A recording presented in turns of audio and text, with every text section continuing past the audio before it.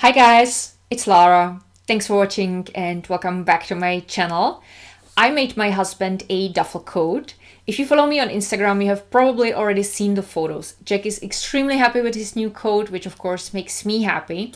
I promised I'm gonna film how I made the coat, but I have to say it was extremely similar to when I made my own winter coat. That was a few years ago, and back then I covered pretty much the entire procedure. It's about 4 videos, which I will link down below, and I didn't want to be repetitive, so I have decided to focus more on the things that were different with the duffel coat than when I made my coat.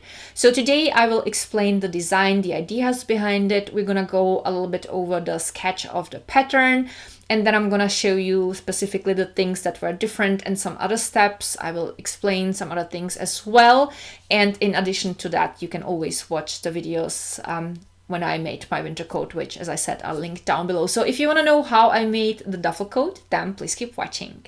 Let's have a look at the sketch of the duffel coat first. I will shortly explain the design that we planned with Jack together, because the original pattern was a little bit different. There were a few minor differences. For example, the regular duffel coat pattern had a regular collar, and instead of that we went with a stand-up collar because it's so much warmer. The next thing I changed was the entire hood. The original hood has a little bit different shape, and it's made only of 2 pieces, where I went with a hood that has this middle piece, and it has these parts here in the front that you can then close when you have the hood on. It's again much warmer. The next thing we changed, these shoulder pieces that are usually just sewn on for purely decorative purposes on duffel coats, have also a function on Jack's duffel coat because they are sewn only like till here. So you can lift them, and there are hidden inside pockets beneath that. And the bottom pockets are also a bit different because mostly duffel coats have pockets that have been sewn on, like they are outside pockets. But Jack wanted to have inside pockets so that you would see only the flaps.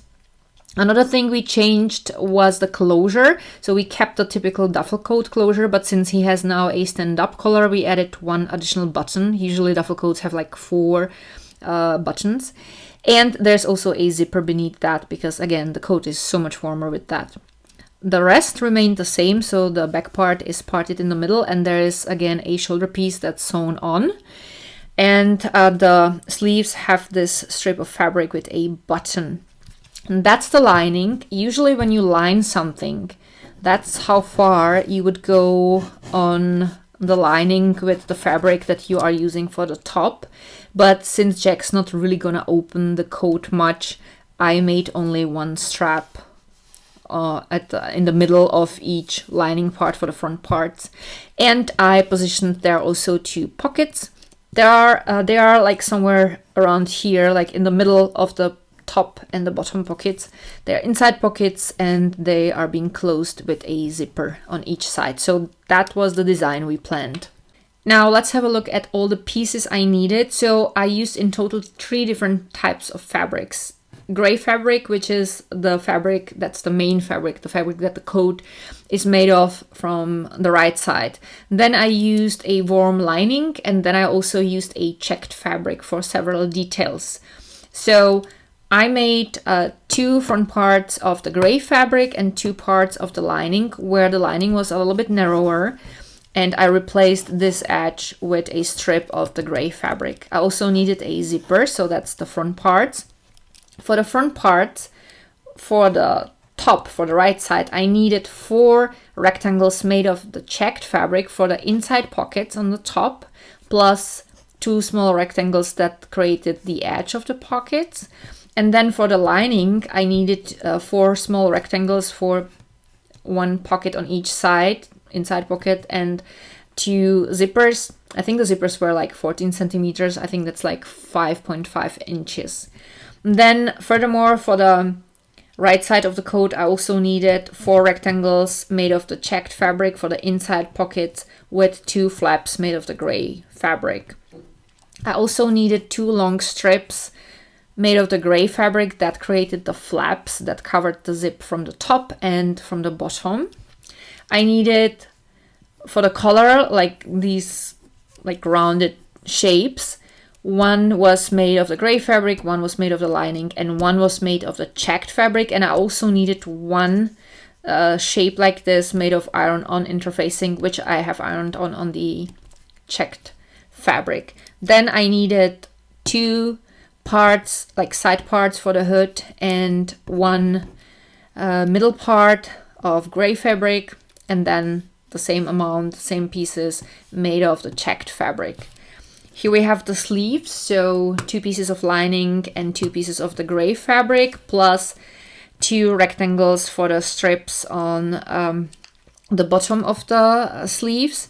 These would be the front shoulder pieces that covered the front parts on the top and also the inside pockets. So 2 pieces of gray fabric and 2 pieces of the checked fabric. In addition to that, I needed 7 duffel coat closures, where I needed 5 with the half moons made of faux leather and like with these loops, and the 6th and the 7th I took apart and I used only the button for the strip on the sleeves. I also needed 8 big press buttons because I used like 2 on these parts, like on the shoulder pieces, 1 in the middle and 1 in the edge. So 2 on each side, that's 4. I also needed 2 press buttons for the collar and for the hood, so that makes 8. And I needed 4 small press buttons for the flaps on the bottom pockets. So that'd be all the pieces for the front part plus the sleeves and the hood. Now let's have a look at the remaining pieces. So I needed 2 pieces for the back part that have been sewn in the middle. Then I also needed I forgot to make a sketch of that, the shoulder piece that would be sewn on it, made of the gray fabric, so that would be just 1. And then I made the lining in 1 piece instead of like 2 that would be sewn together of the lining. And I needed kind of a moon-shaped part for here, for the top, because I find it pretty, of the gray fabric. I also needed a piece of bias tape, 1 crest with wolf that I always use. It's my signature crest. And then I needed a little chain that I would place here so that Jack has something that he can hang the coat on. And now let's have a look at the pieces once I cut them out of the fabrics. Here we have the front parts. These are these 2, and the lining. You can see that the lining consists of the warm lining and a strip of fabric. That's the same fabric that's going to be the right side of the coat. Here we have the sleeves and the lining for the sleeves. Now I placed the lining on the top so that you can see how much longer the top fabric is than the lining. The reason for it is that when you have your sleeves and they open a little bit, I also want to see the same fabric that's on the top of the coat. So that's why when I fold the fabric in and sew on the lining, you're gonna have a nice edge here. And these parts here, these are the back parts.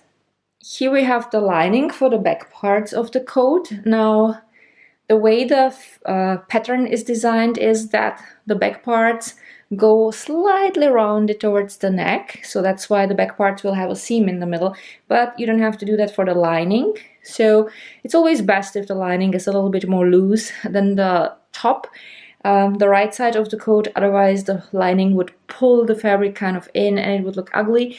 Now I want to have the same fabric that's the right side of the coat also here on the top of the lining. I will sew on my crest, and I have here a bias tape which I will use in order to edge the gray fabric. Here we have the hood, so I will line it with the warm lining, but on the top of the warm lining I want to have the checked fabric.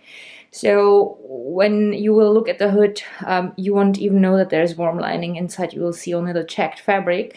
And the hood has a middle piece.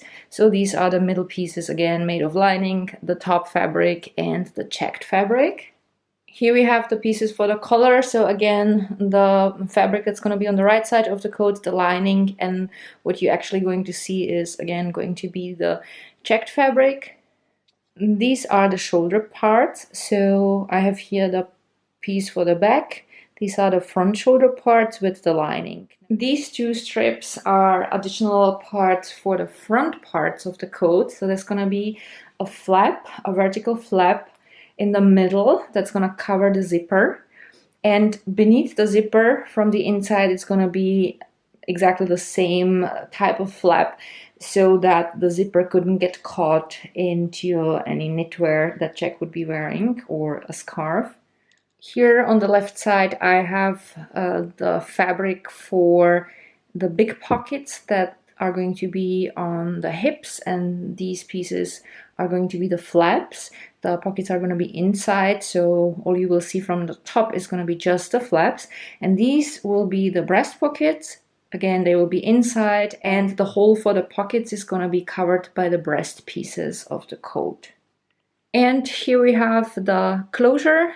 I have here a small zipper because I will make also additional pockets inside on the lining, and for that I will need a few pieces of this spare checked fabric. And this is the zipper that's gonna close the front parts. The zipper goes, by the way, both ways. That's always the best thing to have on your coat, so that you can open it a little bit from the bottom as well, not just from the top. First, I pinned a bias tape around the edge of the gray part for the back part lining, so I will sew it on, and I also pinned on my crest. Now this crest is also an iron-on crest, but I like additionally sewing it on because that way it's more secure and I don't have to worry about it when the coat will be washed. The next step was to pin together these edges. These are the shoulder pieces for the front part, and these are the edges that are going to be loose. So this is where I have to sew the lining on. And I already pinned on the front lining these gray strips, and now I have to sew them in place. I also already pinned together the middle of the back parts. I made inside pockets on the top that are going to be hidden by the shoulder pieces. Now I made the edge of this checked fabric. I could have made this also of the same fabric that's on the top of the coat, but it's a very thick fabric, so I decided against it because it's going to be covered anyway. And now I'm actually working on the bottom pocket, so I'm going to show you how it looks like. So I have sewn on the back part of the pocket and the front part, and I already cut the hole out. Now I'm not gonna go over the details because I explained how to make inside pockets in a Wintercoat tutorial a few years ago when I made a Wintercoat for myself. And if you want to have a more detailed tutorial explained for beginners, let me know in the comments. I can film it on a spare piece of fabric. So I'm just gonna show it quickly. So now I will fold these two pieces inside and sew the pocket sides together. So the hole is going to look like this. So you're gonna see the checked fabric, but on the top of that will be the flap. And I just wanted to show you the width of the inside pockets. Now they are a little bit narrower than the flap. Basically where the seam around the edges of the flap is, this is the width of the inside pocket. And as I said, if you need a more detailed tutorial for inside pockets, let me know. I can film it pretty soon. So once I will finish sewing the pockets together, I will pin the flap a little bit above the top, and then I will sew it on here around the top edge that's not sewn through yet. So let's have another look at the pocket. So that's the top pocket, which is then going to be hidden like so by the shoulder part. Now there's gonna be one of the half moons for the closure, so it's gonna be sewn on here and then obviously here, but you'll be able to lift it and to reach inside of the pocket. That's the bottom pocket. So I already have sewn on the flap, and this is how it looks like. So here we have the front part when both the top and the bottom pockets are finished. So now I put the back part on the top part, wrong sides facing up, and I will pin the pieces together around the shoulder area, and I will sew it together with a regular straight stitch. Alright, so now I have sewn the shoulders together, and now I will align the shoulder piece with the front and with the back part, and I will pin it in place. So I will start pinning it to the shoulders so that the seams are aligned. And what I'm also gonna do is the seam allowance is folded inwards, like forward on the coat. So I'm gonna fold the seam allowance backwards so that it's not gonna be so thick. So I'm gonna put just a few pins here so that the shoulders are nicely aligned, and one in the middle, and I'm gonna do the same on the other side, always checking that the seams are perfectly aligned. Now that the pieces are pinned around the shoulder area, I can slide the front pieces here forward and focus first on the back piece. So I'm just gonna fold it here inwards and pin it in place. What I like doing before I sew through is to measure, let's say here around the neck. So it's a little bit over 10.5 inches, and let's make sure that it's the same here. Now I can already tell it's a little bit like probably a millimeter too much folded inwards. Now let's measure again and see if that's better now. Yeah, that looks right. And now here around the armholes, it's a little bit over 8 inches. Yeah, that looks right to me. And now that I made sure that the line is going to be straight, I'll go to my sewing machine and I will sew it through.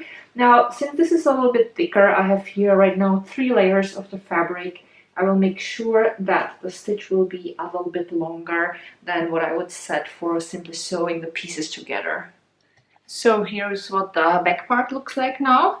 Now I have to straighten nicely the front parts, and I will align these shoulder pieces. So first I will align them with the neck area and I will pin it in place. I'm gonna pin it around these edges. Once I will be done, I can already pin here one of the closures.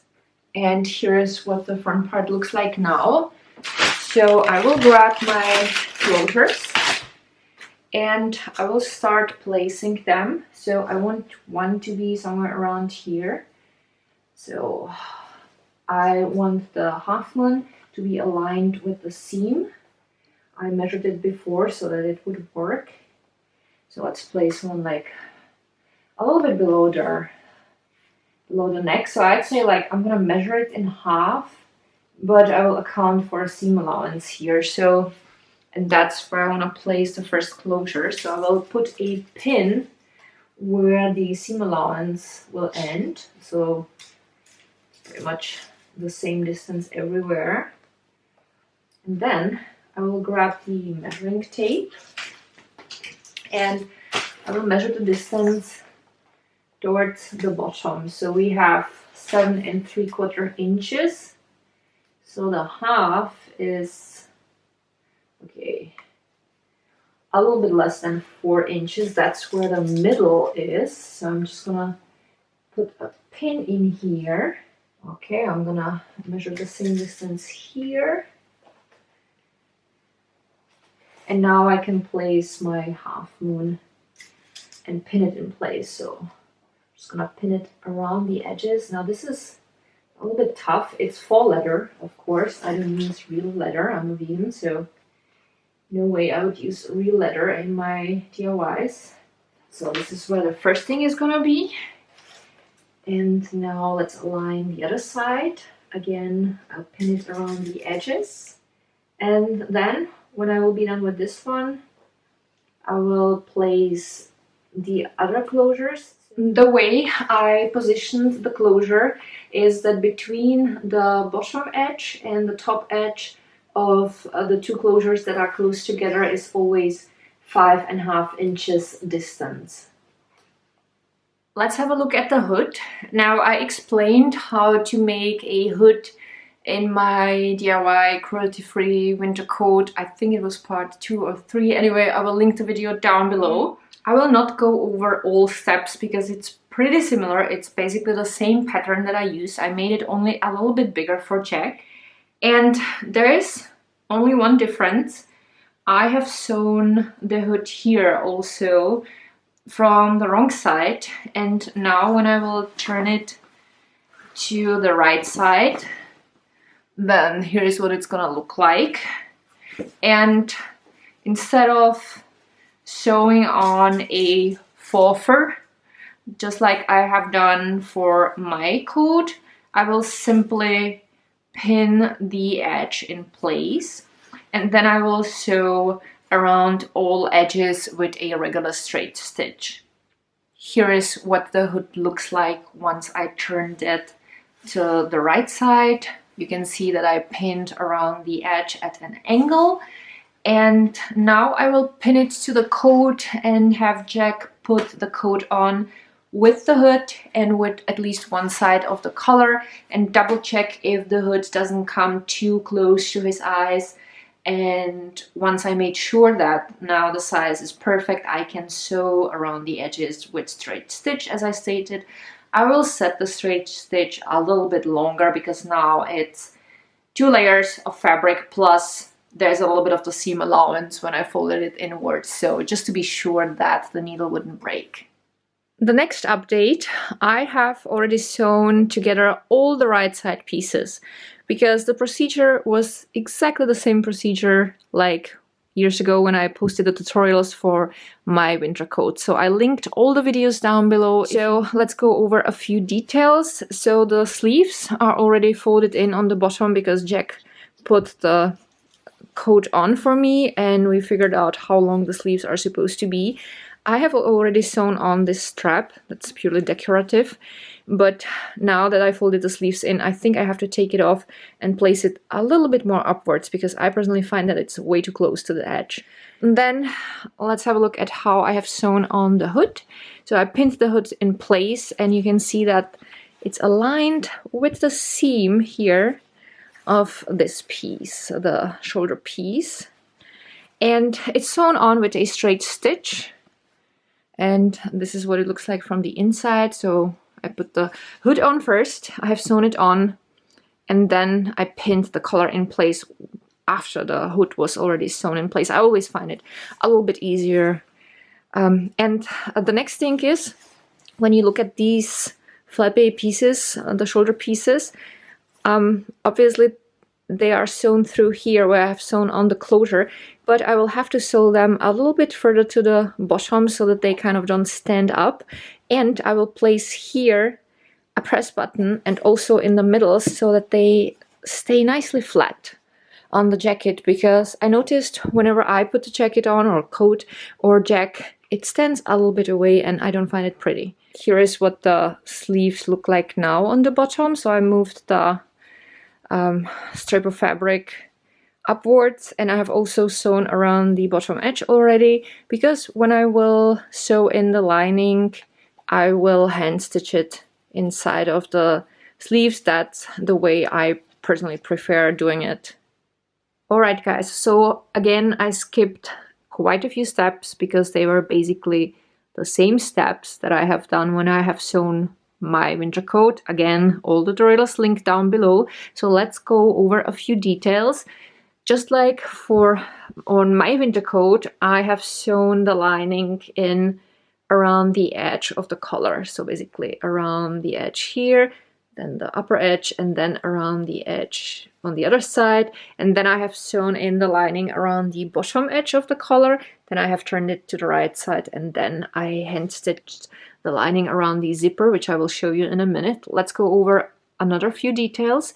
So here you can see I added this fall leather closure with the fang, but this time these two pieces are a little bit closer together because the collar tends to kind of tip forward, and if that would be too tight, I was wondering if that would kind of, you know, like create some folds here, so I thought it's better if it's a little bit loose. And I also added here 2 press buttons because I personally find that whenever you can have press buttons so that the collar will stay in place when you have a closure like this, it's not gonna slide like up and down. It always looks better. So let me open the coat for you. So I'm gonna open these and also the zipper. This is the edge that I had to hand stitch on, so you can look to the bottom, and that's the other side. So I basically had to hand stitch it to the zipper on the inside. And one thing that's left is the lining on the sleeves. I also have to hand stitch the lining here, so it's pinned in place.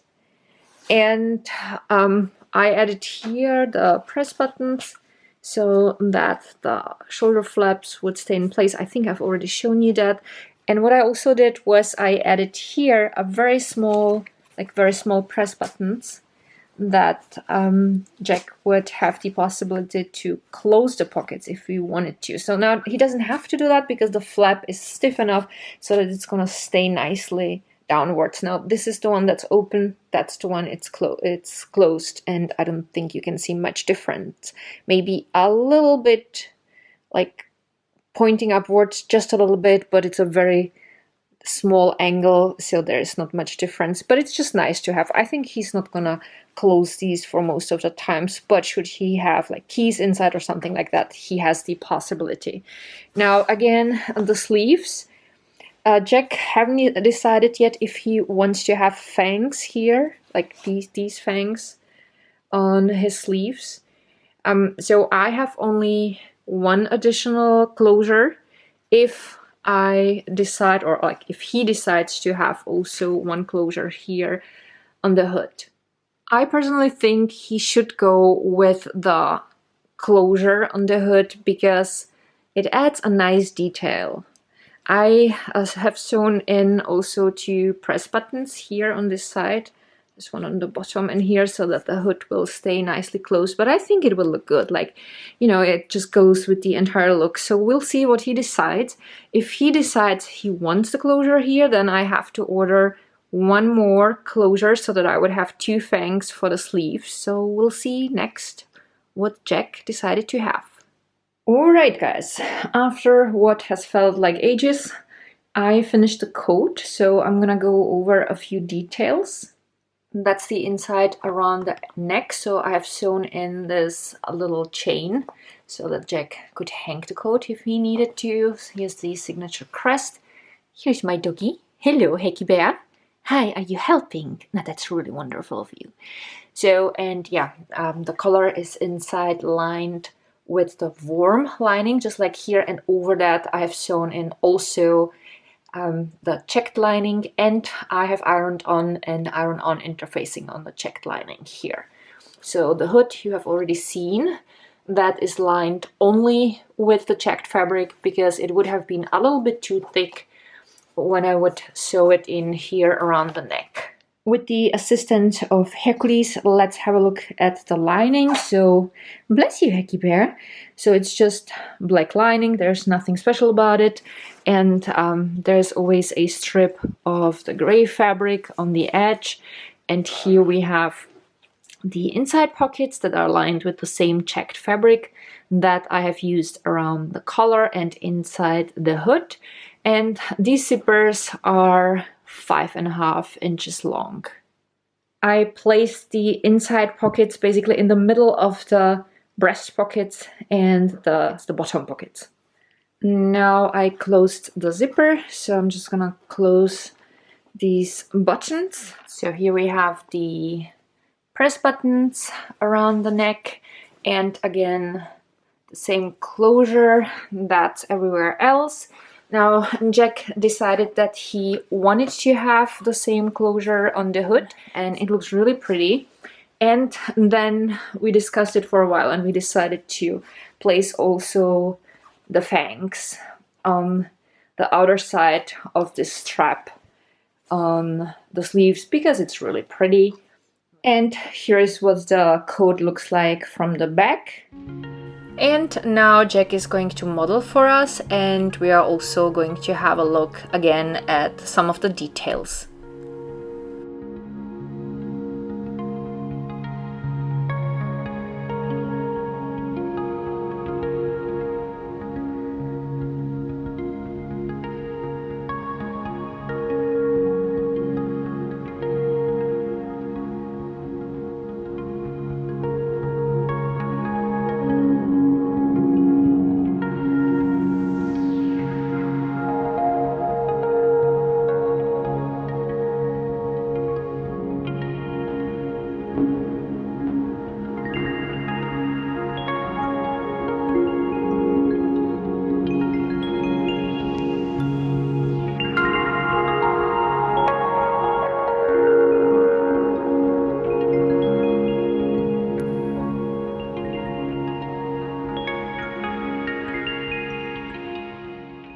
So this is it for today. As I said, if you want me to film a detailed tutorial for different types of inside pockets, either give the video a thumb up or simply let me know in the comments, because I would gladly film that for you. I hope that you guys enjoyed today's video. Thank you all so much for watching, and see you with my next project. Bye!